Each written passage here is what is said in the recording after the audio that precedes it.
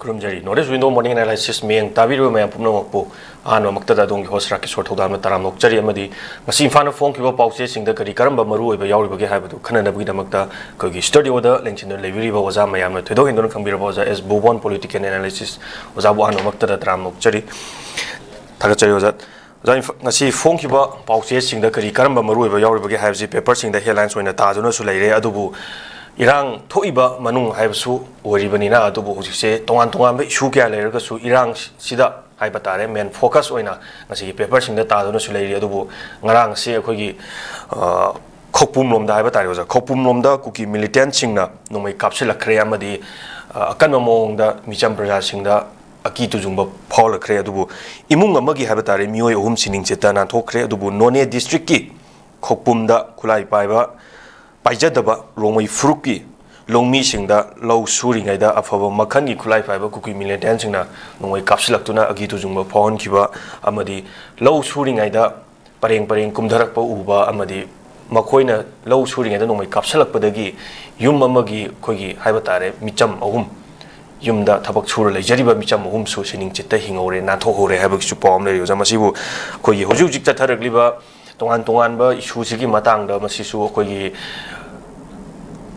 tawdoba yadraba koi state ki sarkar sina yengbidaba yadraba miyeng amani hajaba tare du hojik phaugi oina di action lokhatpagi mami amtadi udri adu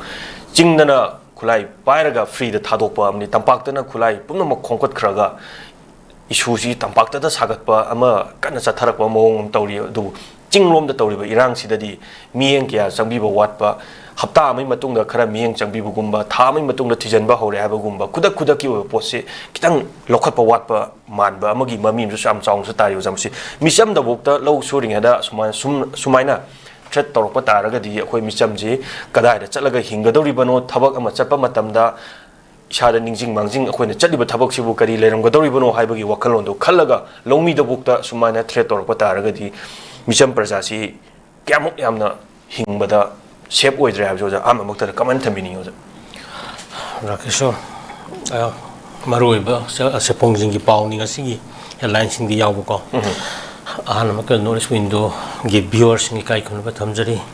a proposing Pijari, a Mahok Shagum, Hibatare, Adam Kudisana view in a later bunny, violence, I was a perpetrated young General later about Kunayama. Ngakpina balaitra misam miyam ngak na balaitra Bharat Constitution ki Article 21 fi right to life power handan singar power da madu ngak thokpina balaitra apang kalaba Bharat ni hai batare aduga madugi daita lawbagi mingda lairiba government amane na khanjaba Manipur government hai batare ama tawhidaba thabak ni hala sai koi toina hanna koi gi khana nei na bada aduga koi Tham Madudi terrorism ki thabuk se Manipur yam phajana kanna tamthina chathare misam miyangi mathakta crime tawre phataba kaya tawre thogok kaya thokre madugi praman proof substantial leire khangna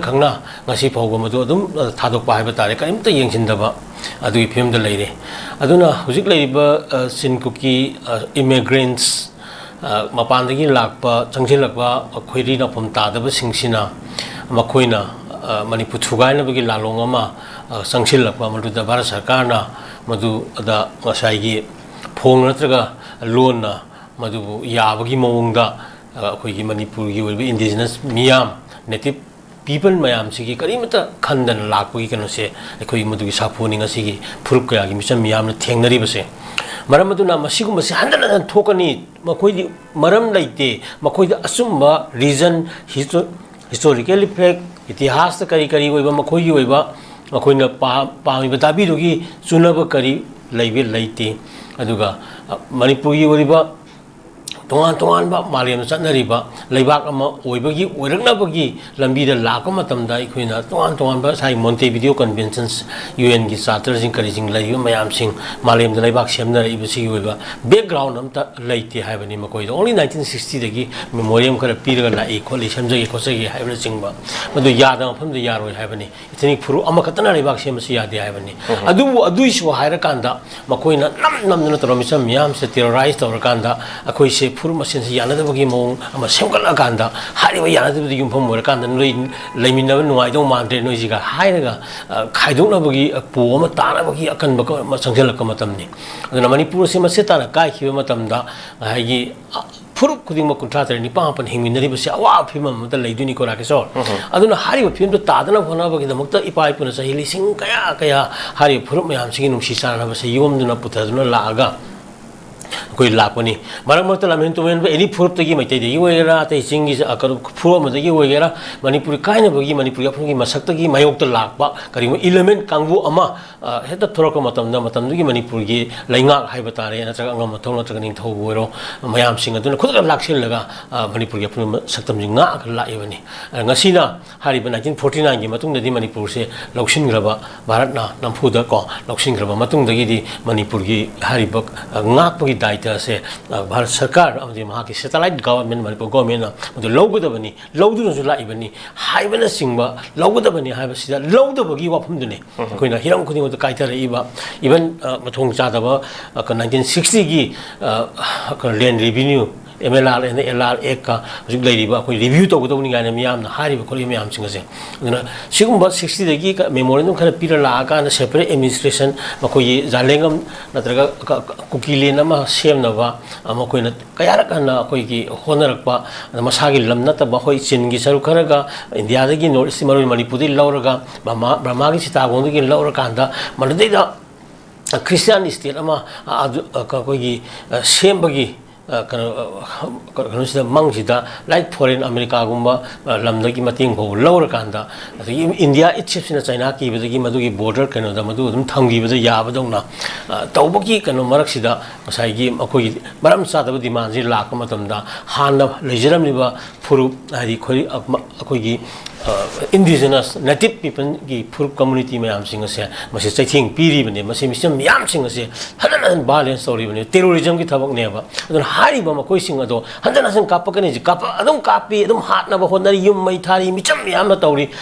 Masih Young Larry बने बा मरम अदन मणिपुर की कोई नदी दम high बनी तसेंग ना थागे थादो ओ तसेंग terrorism जे कनोनी अखोई एक में आम लैरीनी लोफोन एक्टिविटीज प्रिवेंशन एक उपा कौन 1976 लैरी बनी अदन इवन NSA एक अदगी सिगम मखन मखन की ngसाई terrorism लाक्सन अब एक मालेम की सु लैरी बनी अदन सिगी लैरी मयाम सिंग की मखा मदु लाक्सन गदबु लाक्सन दना थमिसे मसिदने कोइ proxy war ga हारे इसे मरम अदन अखोई याम सिक्सिम ताई फुरुप मयाम सिंग से अखोई नेटिव पीपल हाइबा तारा येलो फुरुप मयाम सिंग असे अखोई पुनसिन बसंगी इन द मीन टाइम अखोइना मणिपुर असे काइदना थम्मा अमसुंग मणिपुर अखोई मिसी मिना मरम चादना थोनबा इवन कॉन्स्टिट्यूशन इंडिया की आर्टिकल 20 और राइट टू लाइफ फजना ngakna thamnabagi koiba posang mayam se masi koi khana yam chikchenna koi lobu matam more ha bhate matam nati adana palibu government asina su daita lodobagi kano se launaba koina para ama tambibagi matang su yorakle loina manipur miyamna Harib टेरोरिस्टिंग से मरु फंगना मुथनबगी लंबी अमखक अखोइना demand अमा तौब संगी अदगा document तौब संगी अदना हारिब सिनकुकी illegal immigrants सिंगसिना खुलाई पाइरगा इवन नार्को टेरोरिस्ट का हारिब सिंगसिना तौरिबसे राकेशोर ngarang gidante nahang gidante toina harabani hayeng su tanja lumba leibani makoi terrorism makoi human rights ka ino khangdi chaos violence thokanda hairibe issues makha tana sangdanba sangdaganda wathok leirega haira kanda maduna tana magoi wathok lei haibigi maram leite maram pibangam de makoi ne accept mi hat na khol tawroga makoi yaning de demand moi pige dawni gaina haiba asigumba yamna malemgi lona yadaba even bharat masagi lona su yadaba pot myam sing se masi akoi yengsin matam more aduna terrorist singna kaidong je mai pa haloidabani makoi furu kunta trani par mapan hingminariba sigi isai su mayam ki tungi future si yenglaga hojik su mayam uprise tawgi tawridana masi pothadana sathagadawni haibase ai thamge ko ताकचै को जाम नमरिक जुम वफमनि कोइ चथरलिबा issue सिगी मातांग यंजन बिबो वाट पाइबा तारे को जा मजे मथन लाक्चरिंग जो जा खोगी सेनापति दा खोगी गारी सिंग पन्नुना लैरकपा नुमित 13 नि सुख्रे कोइ कुकी इनपी सिंग चथरकपा इरांग सिगी मतुंग इन हाइबा तारे अदुबु मसीगी मावोइना ना खोगी इम्फान दा पुरकदव पोचै सिंग से अदुकी मतिक pusalakpa walabani na ada thatlaga thamabani na maman leiriba kharasi yonaba honabada prajada maman hengkatna yonba amadi awaba thengnaba pochai gi maman wangamni na phangdabana su helakpani na tanja yengaga hena hena yolhobugi maman hena yolhobugi chatnabi amsu kan satharagli adubu kambokpi gi district manung chanba haibatare kotlen amadi kojimda khulai paiba singna ambush थौदोक्ता अखोगी church की leader अहुम हाथ खिबगा मरी लाइनना cookie इनपी Manipur न था सिगी ट्रॉम दोइदगी सथरकपा total shutdown मरम ओइरगा national highway two Imphal Dimapur लंबीदा गाड़ी सिंग पंदुना लेरकपा अखोगी ड्राइवर सिंगदा अवाबा थेंगनाबा हैरा पुथोरकपा ड्राइवर सिंगी गाड़ीदा हैरा पछलकपा मांगजलकपा नि हेलकपा मखोइना हुजिक थेंगनरिबा अवाबसी खरदंगोसु साफनबा तोंगान तोंगानबा लेरिबा अखोगी driver सिंगी organization singna khoi CM unaraga gari si imfan tamna pusalakpa yanaba unakre suhari ojamasibu pusalakpa watle haduna leiba pot khara si hanagi yolamba mamandagi henkatna yonlaga praja singda awawa piba leitabana hemanbadagi mayamdasu awawa piba amadi phangnadre haibatare jam sing hairaba jamasibu khoi pot pusalakpa yadrabani na gari thala thamabani na masida miyeng changga dawribasi gari changakpa yanaba miyeng ama amadi nakan amadana pot mamanna hena yonbagi miyeng amaga masigi anisida tholakadoriba irang si uja yingjen biba haibasi senapati yorokhrabani gari se senapati da pallaga leirabani adubu senapati dagi imfan tamna pusalakpa karigidamakta ngamoi dawribano khoi paliba lemaksina madu thingbang ngamaroidra haibadugi wahangndu neusi praja singdagi laibse uja masi anisu boina kaman thambini uja highway haise constitution की नजर supreme court की order Sule रवनी अदुगा मंगों तक माजी परा colony कोई ये कहने free होएगा from any kind of disturbances को अदुना महाकी दमकता कोई नसो ममांग दा हना हना protection force मनी मणिपुर की दी थम्बीरो गाय नसो कोई मैं आम फोंगु पुसुल लाइक रवनी अदुगा मणिपुर हाईवे से कनो थिंग बसी मसा याना politicize तो हाईवे से को लेंगा के करीब पांडव फंगना होना बदना तक इंजन ना होना बदना तक करीब मामा कनो popularize तो ना होना बद हाईवे से मिन समोय न सीजन ना असी कोई असिबुल कंट्रोल तो बुंगमद्री अदु कयार खन्ना ममांगी पीआर सरकार की मतमदा देन सीएसओ मयांगा मिनिस्ट्री ऑफ होम अफेयर्स का वरी छाना कोना मतमदा इवन डेडलाइन वो पीरा कांदा ममांगी पीआर मतमदा वो दंग साई हाईवे हांगतोकपा मियांगी अपाम जो हांगतोकनी हाईग्रबनी गवर्नमेंट सो हाईग्रबनी इवन चटपा यारे गायना हुजु लेबा कनो गवर्नमेंट की सीएम न बोल चटपा होरे गायना कनो अखोई हाउग्रबनी अदु असेंगबा मिसम मियाम चटपदि यात्रिबनी हाईवे हाइबा पोसक असि ख्वाइगी मरु होइबसि अदम थिंगलगा थमिसि करिगिनो हाइबनी सिगी कनो सि उरगा लेरबनी हाइबनी अदुना अखोई मियामना पामिबा हाईवे प्रोटेक्शन फोर्स का थम खोलुगा तवरकांदा फ्री मूवमेंट अमा लेहनबो होनाबदु तसें कतबगी थबक ओइनो पांथोक्त्रिबनो हाइबनी अदुगा हाईवे दा करिगुंबा अखोई भायलेंस नत्रगा मदु थिंगबो खोप तबो मयाम सिंग असि लाक मतमदा मदु कंट्रोल तगुदब कनो से तौदरबा हाइबसे लाइफ लाइन नदी कनो अपुनबा मणिपुर मियांगी ओइबा चखावगी सुबली असे मसि पायरगा सानाबनी हाइबसे ओइ पुनमनि यारिबनी याहल्लिबो अदुनी अखोइदा यामना वारौरिबदी अदुना अखोइगी इंडिया से यामना मपांग कल्ले हारिबनी अदुगा इवन गवर्नमेंट अमा हारगदी मागी has to take responsibility adu logudabani madu dum sibaki na changsangadabani adu housingna adum laithoksanaba laisinaba khangjinadaba harga mayamna hojik laura isini hojik government se excresia piba de condolence pinaba laiba government ni kaina haina babuda je khabar ka se phongni kai da haina lei mayam social media da haina ri base tawriba kaino duni amara maduna akoina hariba highway gi oiba posak sing asidi immediately hojik yamna lumna logudabani aduga masi da disturbance amata leheloidabani aduga madu laitana bo hona bada tasengna akhoi shakti mayam akhoi security forces ki even paramilitary forces ki central forces laiba mayam sing ase khazana ungtang tasinna rakanda madu chalan gi harakati kai sulaiba thabak natte haibani da cm na nongma kano da senapati chatpada natraga kana cm na teno chatpada any kano tawidana jaga ama chatma matamda adu ngamgriba natro adu gi cm phibam juda ꯉꯁꯥꯏꯒꯤ ꯍꯥꯏꯋꯦꯁꯤꯡꯒꯤꯗꯨꯗ ꯑꯗꯨꯝ ꯂꯩꯍꯟꯕ ꯀꯩꯗꯧꯒꯦ ꯍꯥꯏꯕꯅꯤꯗ ꯊꯑꯣꯏꯅ ꯃꯗꯨ ꯂꯩꯍꯟꯗ꯭ꯔꯤꯕꯁꯤ ꯀꯔꯤꯒꯤꯅꯣ ꯂꯣꯏꯅ ꯂꯩꯍꯟꯗꯕ ꯃꯥꯟꯕꯒꯤ ꯑꯗꯨꯒ ꯑꯃꯨꯛꯁꯨ ꯃꯤꯌꯥꯝꯁꯤꯡ ꯑꯁꯤꯗ ꯇꯧꯔꯒ ꯏꯁꯨꯁꯦ ꯃꯈꯥ ꯇꯥꯅ ꯁꯨꯝ ꯂꯩꯍꯟꯕ ꯍꯣꯠꯅꯕ ꯃꯅꯤꯄꯨꯔꯁꯤ ꯏꯔꯥꯡ ꯊꯣꯛꯑꯦ ꯅꯥꯒꯥꯒ ꯀꯩꯅꯣ ꯀꯨꯀꯤꯒ ꯌꯥꯅꯗ꯭ꯔꯦ ꯀꯨꯀꯤꯒ ꯃꯩꯇꯩꯒ ꯌꯥꯅꯗ꯭ꯔꯦ ꯑꯗꯨꯒ ꯍꯥꯏꯔꯤꯕ ꯉꯁꯥꯏꯒꯤ ꯃꯌꯥꯝꯁꯤꯡ ꯑꯁꯤ ꯃꯇꯝꯒꯨꯝꯕ ꯀꯃꯥꯏꯅ ꯍꯤꯡꯗꯨꯅ ꯊꯝꯒꯗꯒꯦ ꯃꯁꯤ ꯌꯥꯅꯈ꯭ꯔꯒꯗꯤ ꯑꯩꯈꯣꯏꯒꯤ ꯏꯁꯨ ꯃꯌꯥꯝꯁꯤ ꯂꯣꯏꯔꯅꯤ ꯂꯩꯔꯔꯣꯏ ꯀꯥꯏꯅ ꯈꯟꯕ ꯃꯥꯟꯕ ꯑꯃ ꯇꯧꯔꯒ ꯃꯁꯤ ꯂꯩꯍꯟꯅꯕ ꯍꯣꯠꯅꯕꯗ ꯉꯁꯥꯏꯒꯤ ꯇꯦꯔꯣꯔꯤꯁ ꯃꯌꯥꯝ ꯃꯄꯥꯟꯗꯒꯤ ꯂꯥꯛꯏꯕ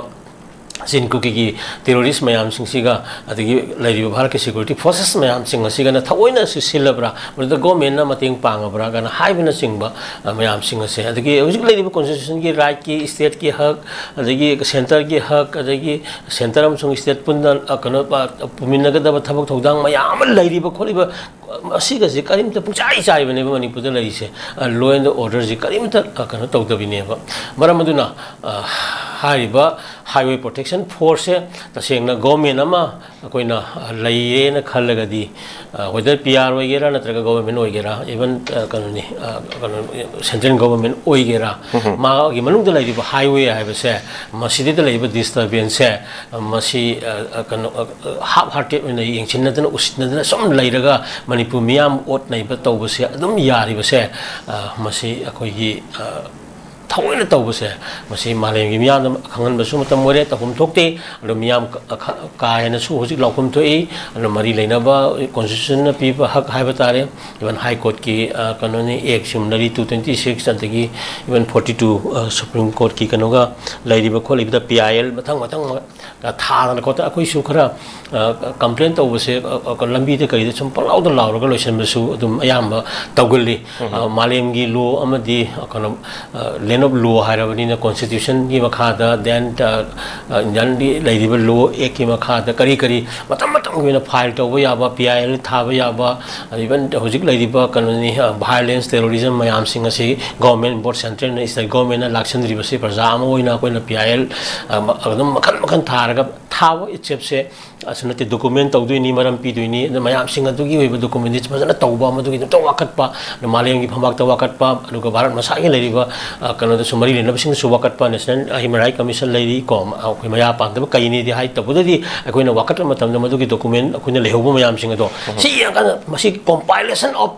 ꯇꯦꯔꯣꯔꯤꯁ ꯃꯌꯥꯝꯁꯤꯡꯁꯤꯅ ꯇꯧꯔꯤꯕ ꯑꯦꯛꯇꯤꯚꯤꯇꯤꯁ ꯃꯌꯥꯝꯁꯦ ꯀꯣꯝꯄꯥꯏꯜ ꯇꯧꯔꯒ ꯌꯥꯝꯅ ꯑꯣꯊꯦꯟꯇꯤꯛ ꯑꯣꯏꯕ ꯑꯣꯊꯦꯟꯇꯤꯀꯦꯇꯦꯠ ꯗꯣꯀꯨꯃꯦꯟ ꯑꯣꯏꯅ ꯊꯝꯃꯒꯗꯤ one day day will be book ꯀꯣ the international law or national ꯀꯩꯅꯣ ꯂꯣ ꯑꯗꯨꯅ ꯁꯤꯒꯨꯝꯕꯒꯤꯁꯨ ꯑꯩꯈꯣꯏ ꯈꯔ ꯃꯌꯥꯝ ꯂꯩꯕꯤꯔꯤꯕ ꯃꯔꯤ ꯂꯩꯅꯕ ꯀꯣꯟꯁꯔꯟ ꯍ꯭ꯌꯨꯃꯦꯟ ꯔꯥꯏꯠꯁ ꯀꯩꯅꯣ ꯍꯥꯏꯕ ꯇꯥꯔꯦ ꯁꯤꯑꯦꯁꯑꯣꯁꯤꯡ ꯃꯌꯥꯝꯁꯤꯡ ꯑꯁꯤ ꯈꯪꯍꯟꯅꯤꯡꯉꯤ ꯑꯃꯕꯨ ꯑꯣꯏꯔꯦ ꯑꯩꯈꯣꯏ ꯌꯥꯝꯅ ꯋꯦꯜ ꯗꯣꯀꯨꯃꯦꯟ ꯇꯧꯒꯗꯕꯅꯤ ꯑꯗꯨꯒ ꯇꯧꯔꯤꯕ ꯄꯔꯄꯤꯇꯦꯇꯔ ꯀꯩꯅꯣꯅꯤ ꯃꯤꯐꯥ ꯃꯤꯄꯨꯟ ꯇꯧꯔꯤꯕ ꯍꯣꯁꯇꯦꯖ ꯂꯧꯔꯤꯕ ꯑꯃ ꯇꯧꯔꯤꯕ ꯑꯗꯨꯒ ꯃꯈꯣꯏꯅꯁꯨ ꯐꯥꯖꯤꯟꯕ ꯑꯗꯒꯤ ꯃꯈꯣꯏꯅꯁꯨ ꯑꯃꯨꯛ ꯀꯩꯅꯣ ꯂꯥꯂꯣꯡꯁꯤꯟꯕ ꯑꯗꯨꯒ ꯕ꯭ꯂꯣꯛ ꯑꯃꯨꯛ ꯇꯧꯁꯤꯟꯕ ꯌꯥꯝꯅ ꯇꯧꯍꯩꯗꯕ ꯌꯥꯝꯅ ꯑꯣꯄꯟ ꯁꯦꯛ ꯑꯄꯪꯕ ꯌꯥꯝꯅ ꯅꯦꯝꯕ ꯄꯣꯂꯤꯇꯤꯛꯁ ꯇꯧꯔꯒ ꯃꯅꯤꯄꯨꯔ ꯃꯤꯌꯥꯝꯁꯦ ꯀꯩꯅꯣ ꯄꯨꯅꯤꯡꯉꯥꯏꯅ ꯈꯜꯂꯤꯕ ꯌꯥꯝꯅ ꯆꯤꯞ ꯄ꯭ꯔꯣꯄꯒꯦꯟꯗꯥ ꯅꯠꯇ꯭ꯔꯒ ꯑꯦꯛꯇꯤꯚꯤꯇꯤ ꯇꯧꯔꯤꯕ ꯕꯣꯠ ꯀꯩꯅꯣꯅꯤ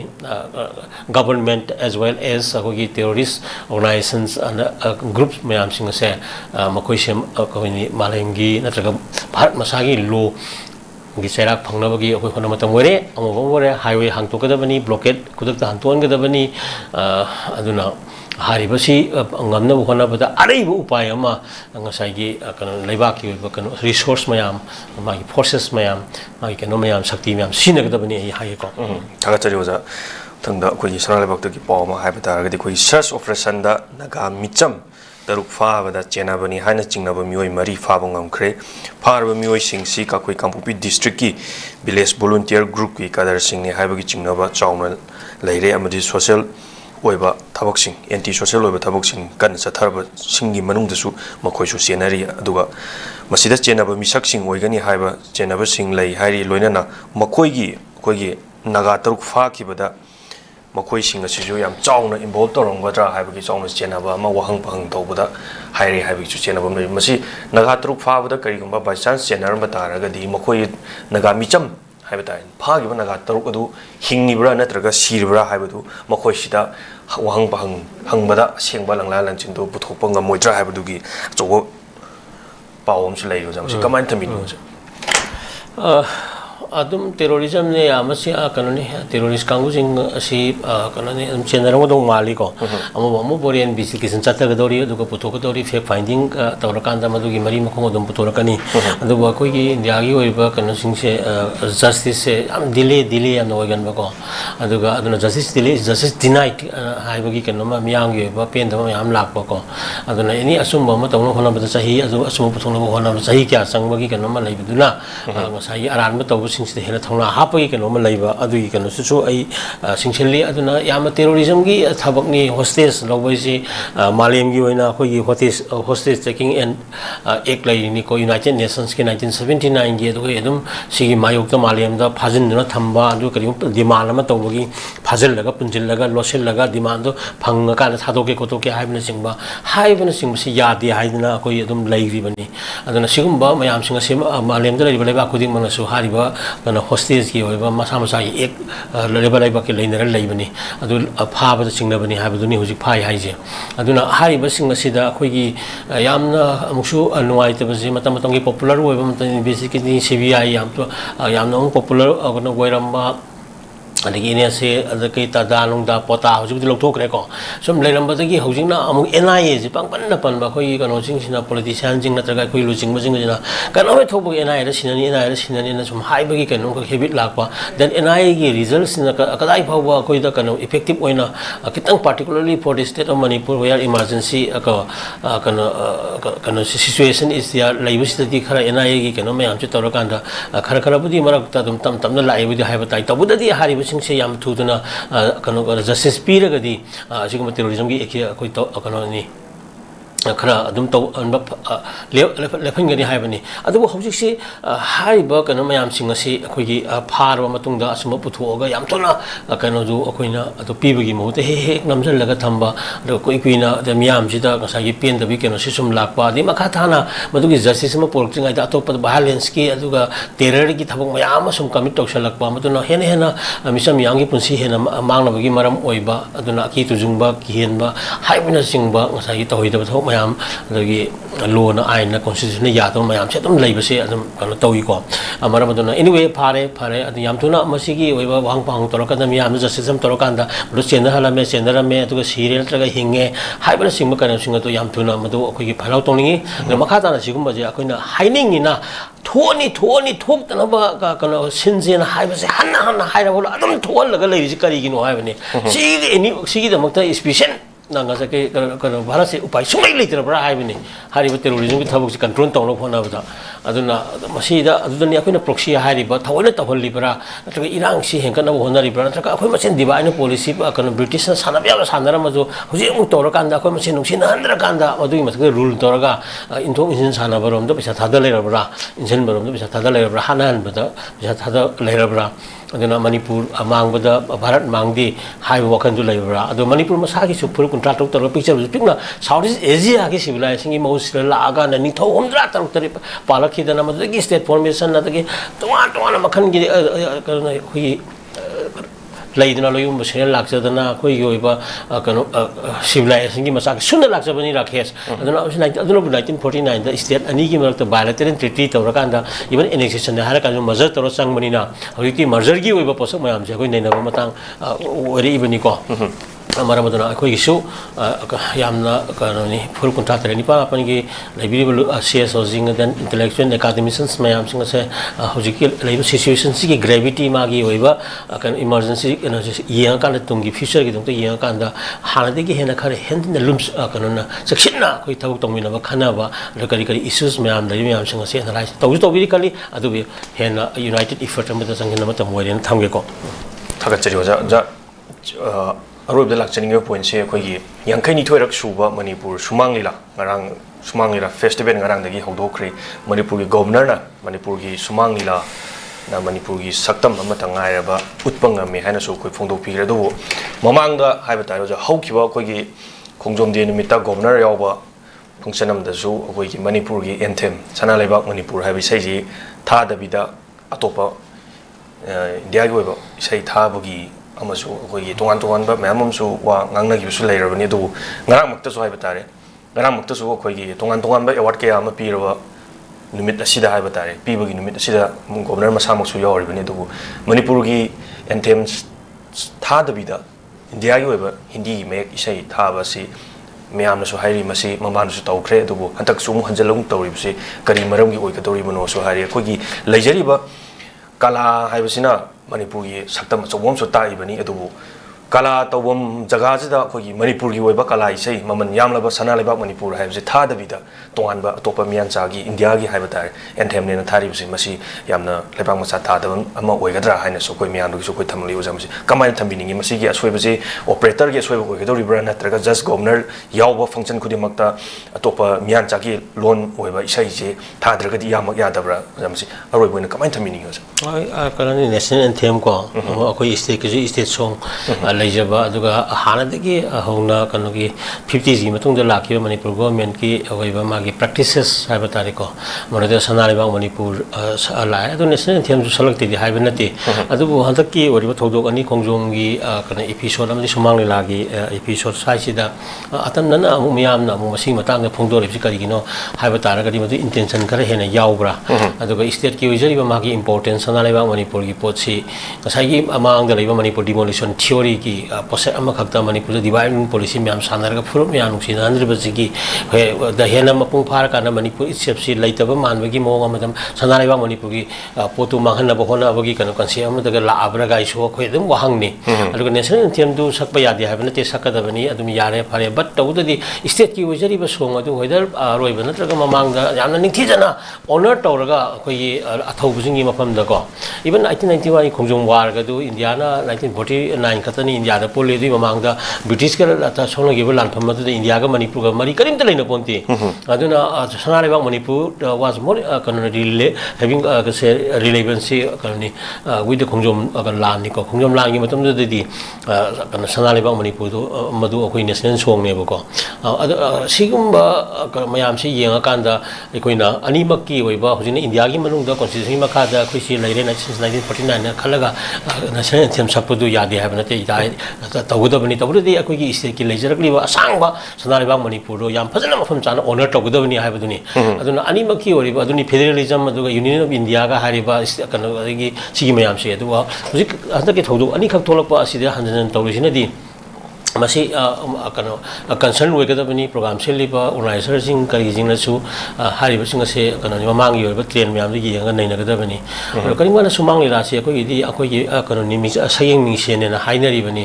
अदुगा करिंग मतम दसो अखोइना फागी ओना सुम तौननि नंग जि लीला तारेदना सिदि लीला तारेदना हाइजे आइदि लीला सिदि ओलिबा फजो मयाम से येंगी ममांगदा गसाइगी पुलिस के सोइबु ओरो ब्यूरोक्रेसी के सोइबु ओरो मंत्री मंडल के सोइबु सुमांगलि रासि निथिजना दुम तौरिबनी अदुगा मखोइसु अदुम येंग मुझे नोगा तोखिबा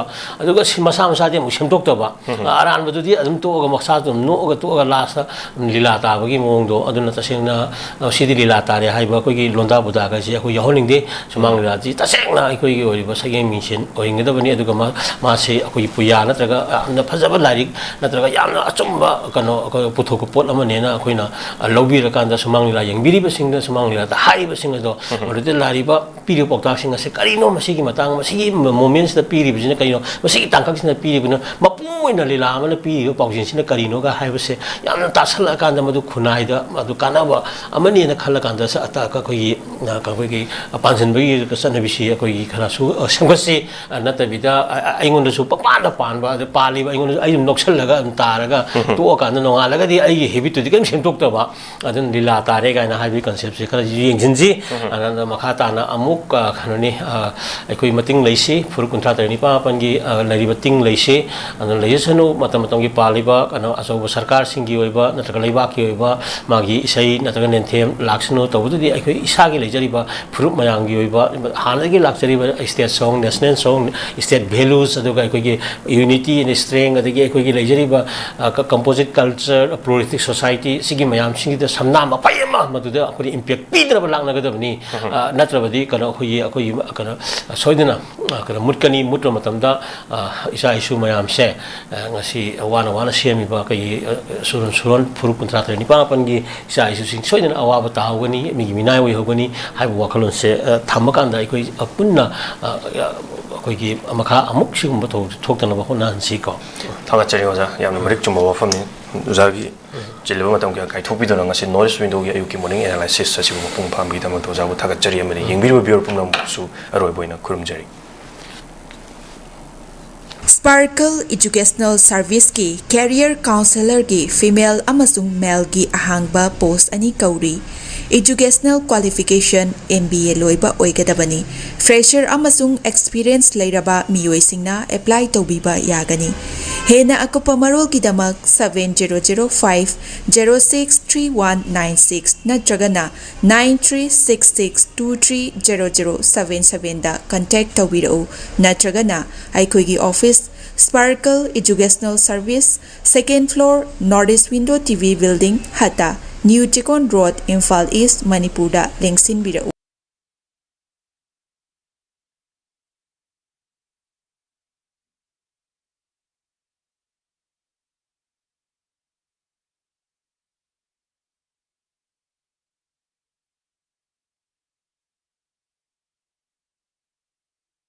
Admission open.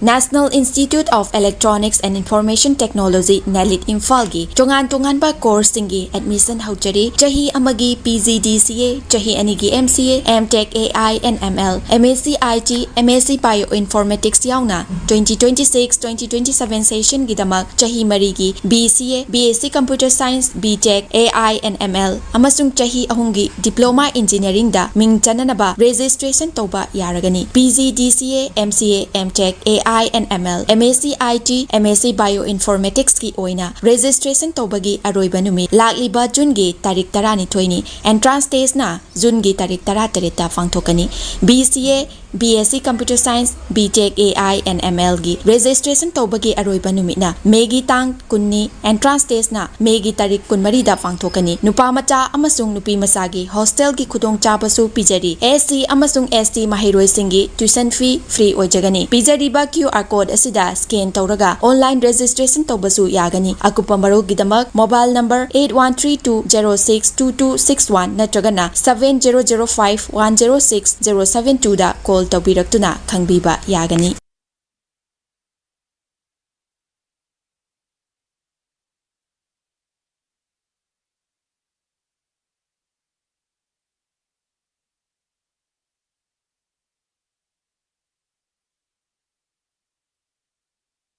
Hakchang phana thamge hairabadi iramda masimakta da leiba khwaidagi pharaba hospital singi manungda ama oirib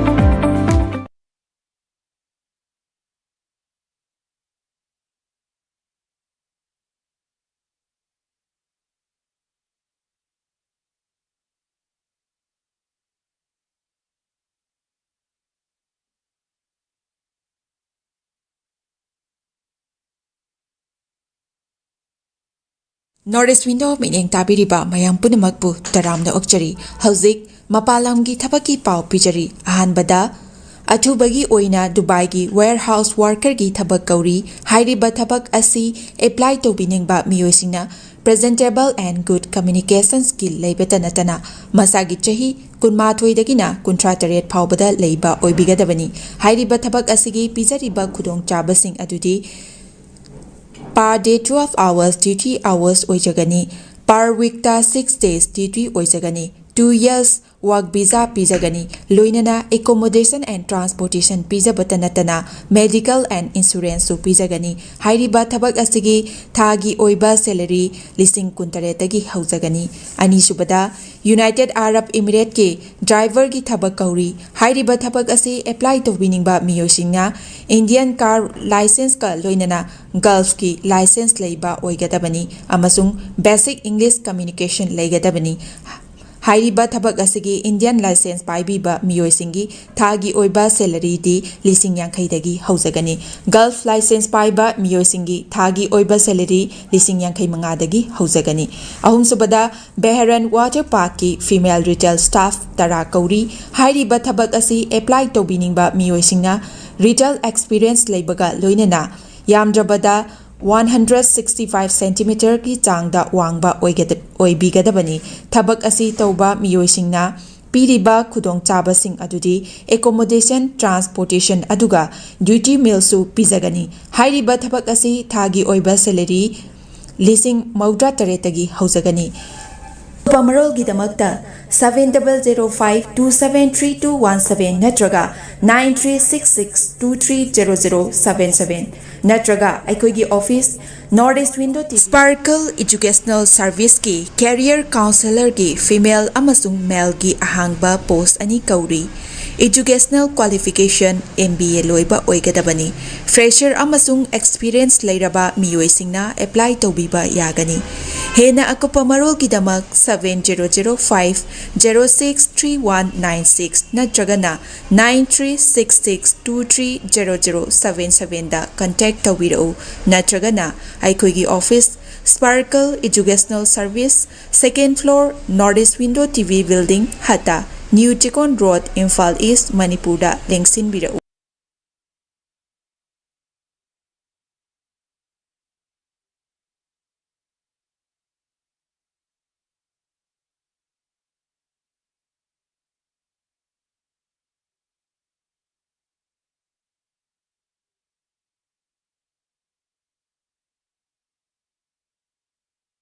Hata New Chikon Road da lengsin birau. Northeast Window mining tabiriba mayam punamakpu taramna okchari hauzik mapalamgi thapaki pau pijari ahanbada athubagi oina Dubai gi warehouse worker gi thabak kauri hairiba thabak asi apply to biningba miyoisingna presentable and good communication skill leibeta natana masagi chahi kunmathoi dagina kuntra taret phawbada leiba oibigadabani hairiba thabak asigi pijariba khudong chabasing adudi Per day 12 hours duty hours oijagani. Per week ta 6 days duty oijagani. 2 years work visa pijagani. Loinana accommodation and transportation pija batanatana medical and insurance su pijagani. Hairiba thabak asigi thagi oiba salary lising kuntaretagi haujagani. Ani subada United Arab Emirates ke driver gi thabak kauri. Hairiba thabak asi apply to winingba miyosingna Indian car license ka loinana Gulf ki license leiba oigadabani amasung basic English communication leigadabani. Hairiba thabak asigi Indian license paibiba miyoisingi thagi oiba salary di lising yankhaidagi haujagani. Gulf license paiba miyoisingi thagi oiba salary lising yankhai mangadagi haujagani. Ahum subada Beharan Water Park ki female retail staff tara kauri. Hairiba thabak asi apply to biningba miyoisingna retail experience leibaga loinana yamdrabada 160